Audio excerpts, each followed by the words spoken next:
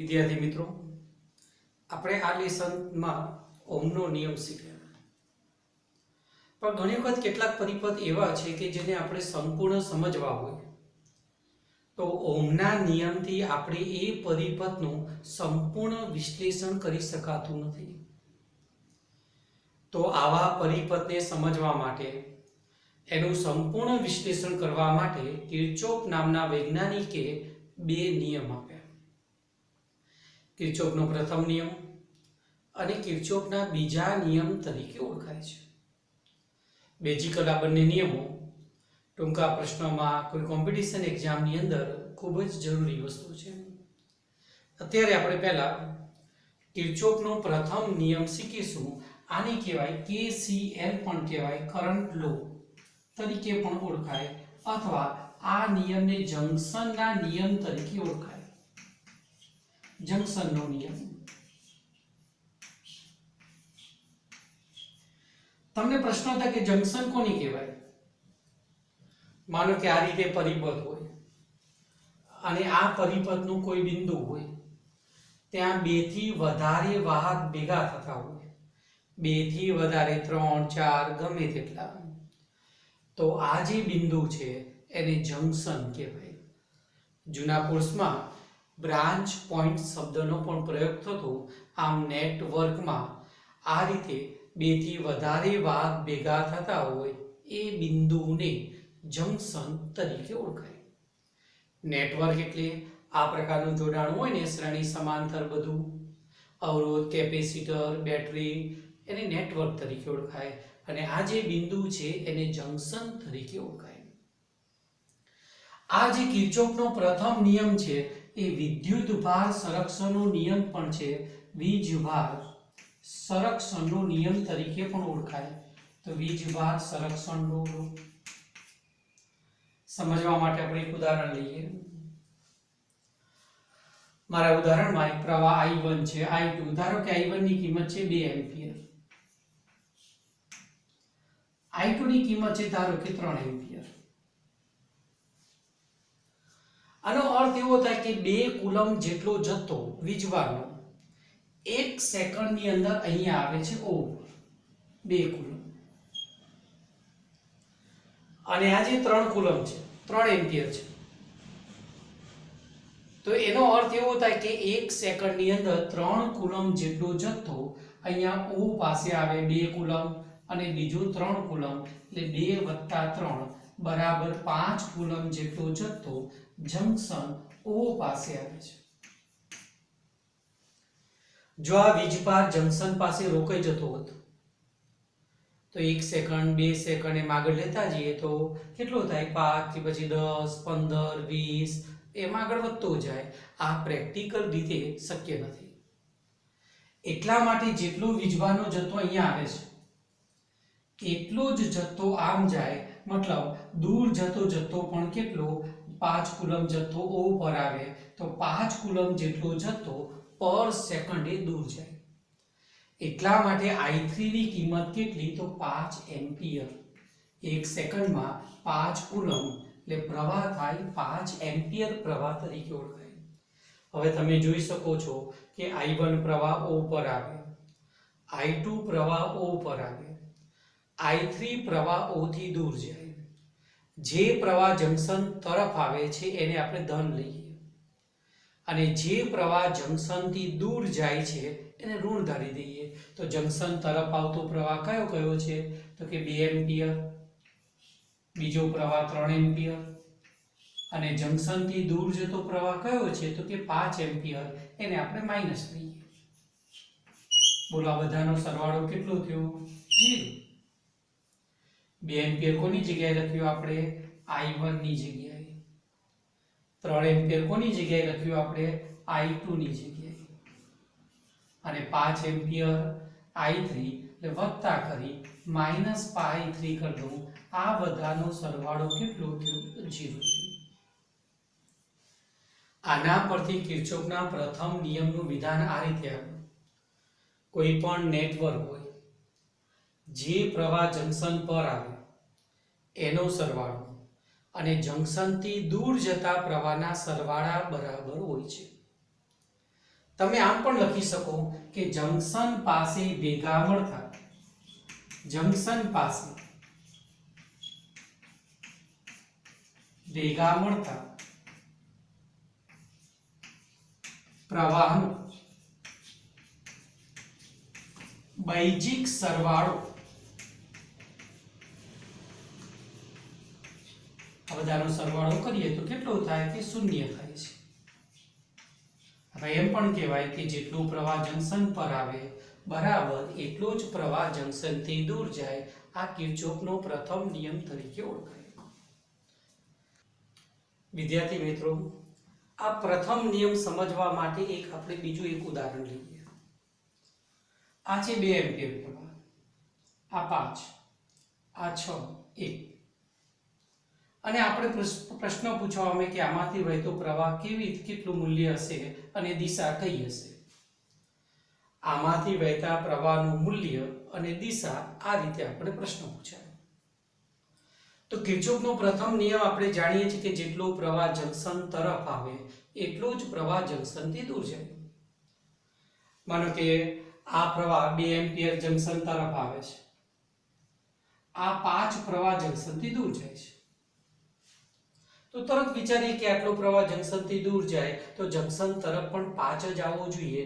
જો આ 2 હોય તો જંકશન તરફ આવતો પ્રવાહ કેટલો થાય? તો વિદ્યાર્થી તરત કે આ 5 છે, આને માનો કે -5 ગણીએ, આને +2 ગણીએ તો અહીંયા કેટલા હશે? +3 હોય, એટલે કે 3 ને 2 5, તો 5 જેટલો પ્રવાહ દૂર જાય. તેથી અહીંયા જંકશન તરફ પ્રવાહ 3 એમ્પિયર હશે. આ બંનેનો સરવાળો બરાબર આ થાય. આ આપણો પ્રથમ નિયમ છે. હવે અહીંયા વિચારીએ, 6 એમ્પિયર પ્રવાહ જંકશન તરફ આવે છે, 3 દૂર જાય છે, તો અહીંયા કેટલો હશે? 6 તરફ આવે, 3 દૂર જાય તો અહીંયા 3 જ હશે. કેમ કે આ 3 અને 3 નો સરવાળો કેટલો થયો? 6 થઈ ગયો. જેટલો પ્રવાહ જંકશન તરફ આવે એટલો જ પ્રવાહ જંકશનથી દૂર જાય. એ જ વાત અહીંયા વિચારો, આ 5 એમ્પિયર પ્રવાહ જંકશન પર આવે, 1 એમ્પિયર પ્રવાહ જંકશન પર આવે, તો જંકશનથી દૂર જતો પ્રવાહ કેટલો? આ 5 અને 1 અહીંયા આવે છે, તો 6 એમ્પિયર કેવું જાય? દૂર જાય. હવે આપણે આઈ શોધવાનું છે. તો તરત આપણે ખબર પડે કે 6 એમ્પિયર O પર આવે છે, 3 એમ્પિયર O પર આવે છે. જેટલો પ્રવાહ જંકશન પર આવે એટલો દૂર જાય. 6 ને 3 9, તો 9 એમ્પિયર જેટલો પ્રવાહ જંકશનથી દૂર જશે. તેથી આપણો આન્સર 9 એમ્પિયર અને જંકશન O થી દૂર જાય. આ પ્રમાણે જવાબ આપે.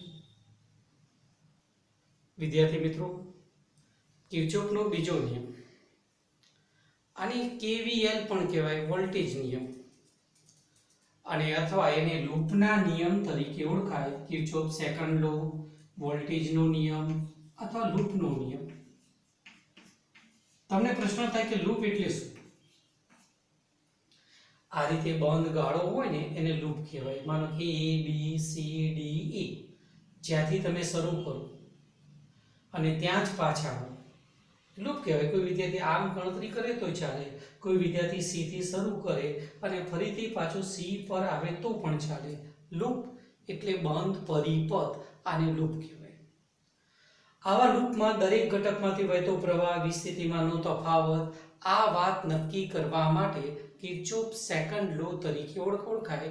અહીંયા A બિંદુ પાસે વિસ્થિતિમાન VA હોય અને આવા કોઈ પરિપથમાં આપણે આમ ગણતા જઈએ, માનો કે અહીંયા વિસ્થિતિમાનનો ઘટાડો થાય એટલે વોલ્ટેજ ડ્રોપ થાય.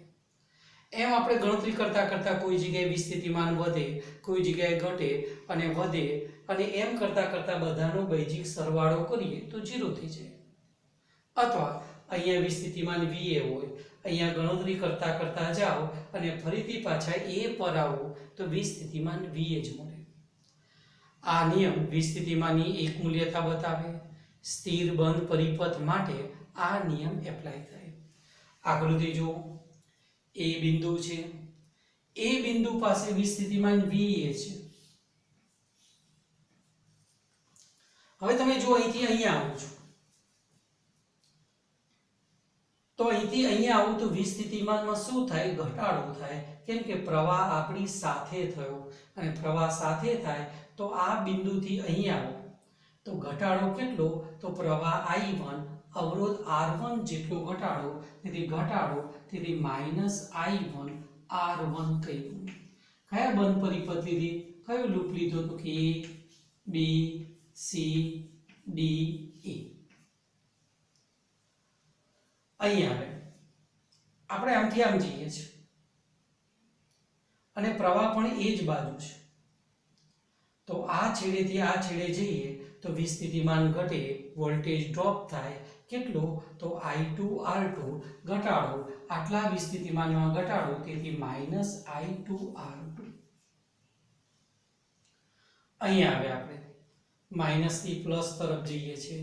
માઇનસ એટલે ઓછું વિસ્થિતિમાન, પ્લસ એટલે વધારે વિસ્થિતિમાન, અને માઇનસ થી પ્લસ તરફ આપણે જઈએ તો આટલું EMF વધે, પ્લસ E1. અહીંયા શું થશે? જો આપણે આમથી આમ જઈએ છીએ, તીર આપણી જોડે થાય છે, તેથી શું થાય? ઘટાડો થાય, પ્રવાહ I3 અવરોધ R3, તો આટલો વોલ્ટેજ ડ્રોપ થાય, -I3 R3. અહીં આવીએ છીએ, જો પ્રવાહ આપણી વિરુદ્ધમાં છે, આપણે આ બાજુ જઈએ છીએ, તેથી આ બે છેડે વિસ્થિતિમાન વધે, પ્લસ I4 R4 જેટલો વધારો થાય. અહીં આવે પ્લસ થી ક્યાં ગયા? માઇનસ તરફ, એટલે વધુ વિસ્થિતિમાનથી ક્યાં ગયા? ઓછા તરફ. તો શું થાય? ઘટાડો. કેટલો ઘટાડો? -E2 જેટલો ઘટાડો, બરાબર VA. આમ એ બિંદુ પાસે વિસ્થિતિમાન VA હતું, આપણે ગણતરી કરતા ગયા અને વિસ્થિતિમાનનો બૈજિક સરવાળો કરીએ અને ફરીથી એ બિંદુ પર આવીએ તો વિસ્થિતિમાન VA થાય. આના પરથી આ સ્ટેપ આ રીતે લખી દો, બંને બાજુ VA કાઢી નાખો. તો કિર્ચોફના બીજા નિયમનું સૂત્ર આ પ્રકારનું છે. નિયમ આ રીતે છે, કોઈ પણ બંધ પરિપથ હોય એમાં અવરોધમાંથી પસાર થતો વિદ્યુત પ્રવાહ, એટલે જે અવરોધ હોય ને એમાંથી વહેતો પ્રવાહ, એનો ગુણાકાર નો બૈજિક સરવાળો એ બંધ પરિપથમાં લાગુ પાડેલા EMF ના બૈજિક સરવાળા જેટલો હોય. એટલે આ બંને સ્ટેપ છે, બરાબરની પેલી બાજુ લખીએ તો અવરોધમાંથી વહેતો પ્રવાહ, પરિણામી વિસ્થિતિમાન I2 R2, આ બધા સ્ટેપ લખી દઈએ, -I3 R3, આ બધા વિસ્થિતિમાનનો બૈજિક સરવાળો કોના જેટલો? તો કે આ જે બંધ પરિપથ છે એમાં જે વીજ ચાલક બળ લાગુ પાડ્યું છે એના બૈજિક સરવાળા જેટલું છે. વિદ્યાર્થી મિત્રો, આ કિર્ચોફના બીજા નિયમના ઘણા બધા ટૂંકા પ્રશ્નો તમને કોમ્પિટિશન એક્ઝામમાં હોય છે, એટલે એ સમજવા માટે એક બીજું ઉદાહરણ આપું છું. આપણા પુસ્તકની અંદર આ પ્રકારનું ઉદાહરણ ખાલી નિયમ જ આપેલું છે.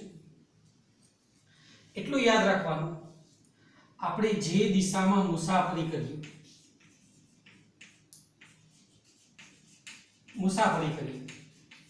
અને પ્રવાહનું તીર એ દિશામાં હોય, પ્રવાહનું તીર એ જ દિશામાં હોય, તો વિસ્થિતિમાન ઘટે. અને જો આપણી મુસાફરીની દિશા અને પ્રવાહનું તીર વિરુદ્ધ હોય તો અવરોધના બે છેડે વિસ્થિતિમાન વધે. ફરીથી, મુસાફરીની દિશા અને પ્રવાહનું તીર જોડે થાય, એક જ દિશામાં હોય તો અવરોધના બે છેડે વિસ્થિતિમાન વધે. શું થાય? ઘટે.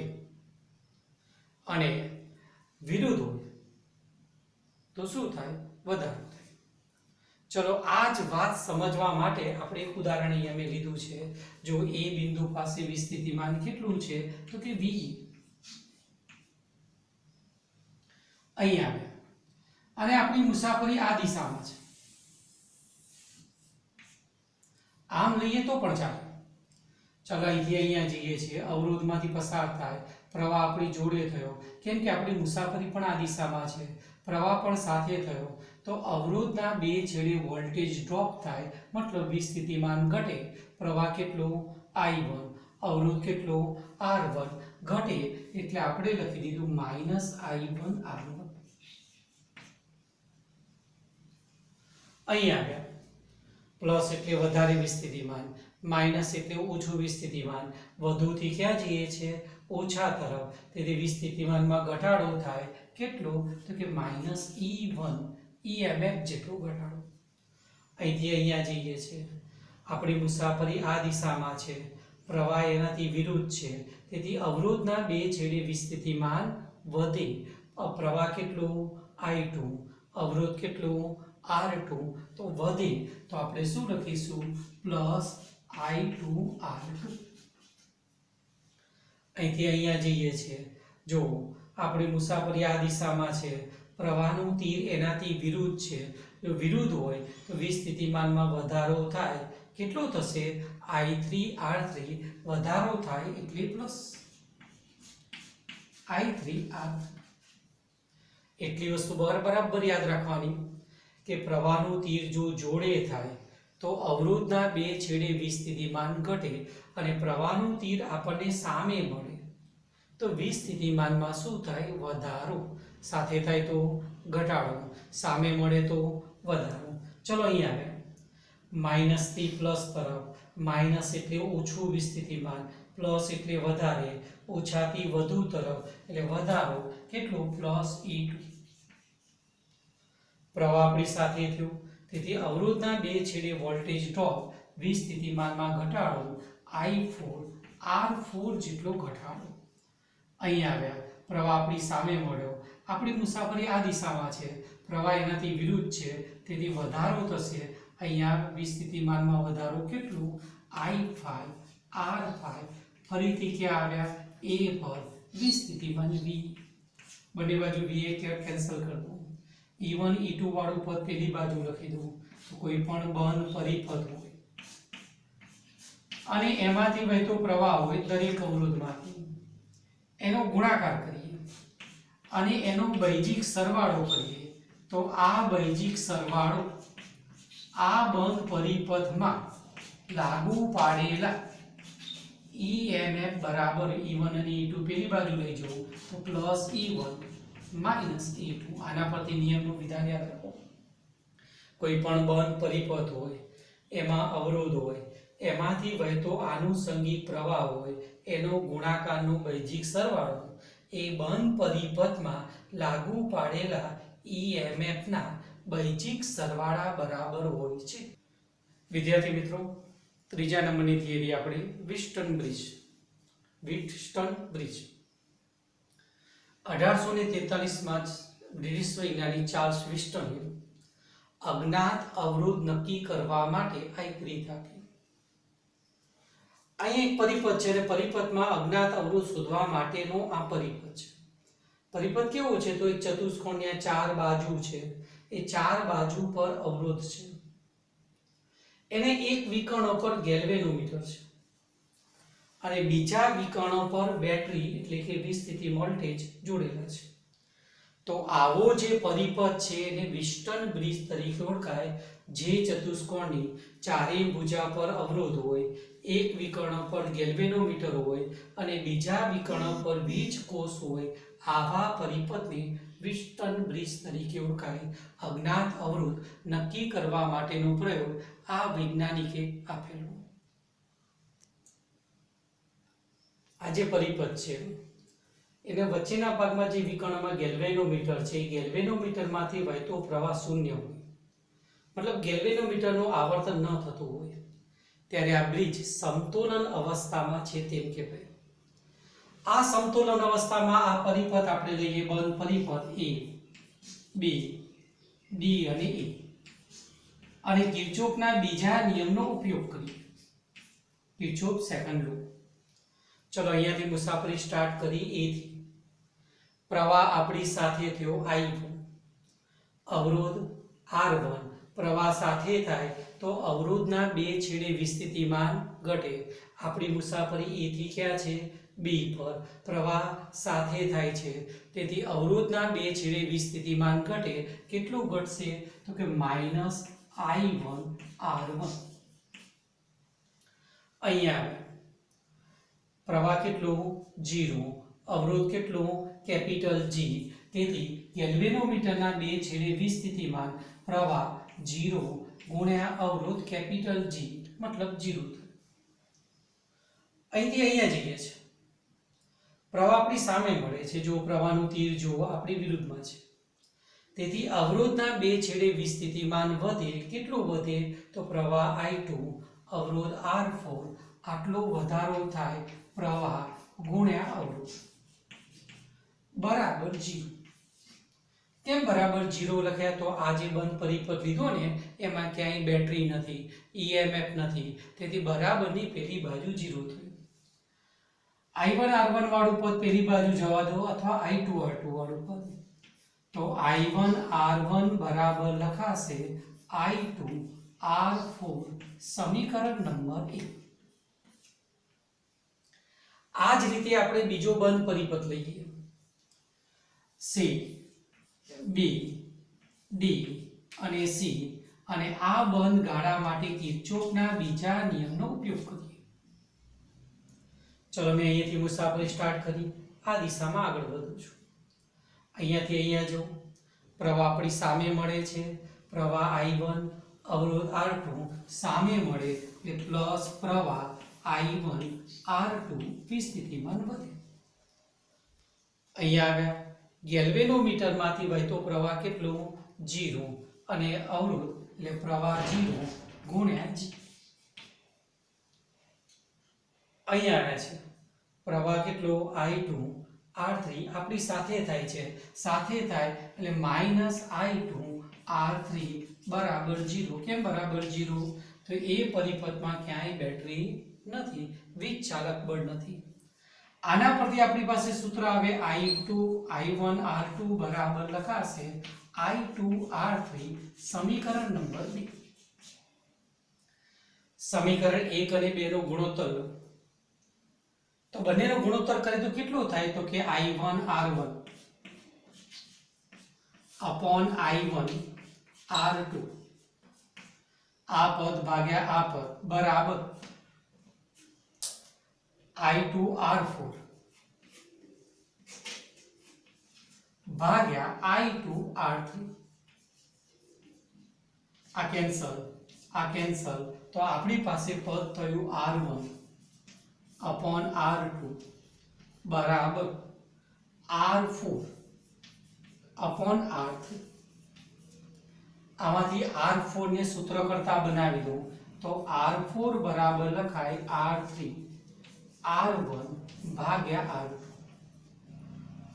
વિદ્યાર્થી મિત્રો મોટા ભાગે અજ્ઞાત અવરોધ R4 હોય આ અવરોધ ચલિત આ બંને અવરોધની કિંમત ફિક્સ હોય આ ચલિત અવરોધની કિંમત એવી રીતે બદલવામાં આવે કે ગેલ્વેનોમીટરમાંથી વહેતો પ્રવાહ 0 થાય અને ત્યારે આપણે આ સૂત્ર વાપરી અજ્ઞાત અવરોધ R4 શોધી શકાય છે આમ વિસ્ટન બ્રિજથી અજ્ઞાત અવરોધ શોધવા માટેનું સૂત્ર આ અવરોધ ભાગ્યા અવરોધ બરાબર આ ભાગ્યા આ અવરોધ અથવા તમે આમ ગુણોત્તર લો તો પણ ચાલે ટૂંકમાં અજ્ઞાત અવરોધ બ્રિજ બેલેન્સમાં હોય ત્યારે અજ્ઞાત અવરોધ આ પ્રકારના સૂત્રથી આપણે મેળવી શકીએ છીએ વિદ્યાર્થી મિત્રો તમને મારા વિડીયો પસંદ આવ્યો હોય તો લાઈક કરો અને જો તમે મારી આ ચેનલ પર નવા હોય તો સબસ્ક્રાઇબ કરી બેલ આઇકન પર ક્લિક કરો જેથી મારું નોટિફિકેશન તમને મળતું રહે અને નવા વિદ્યાર્થીઓને એ શેર કરો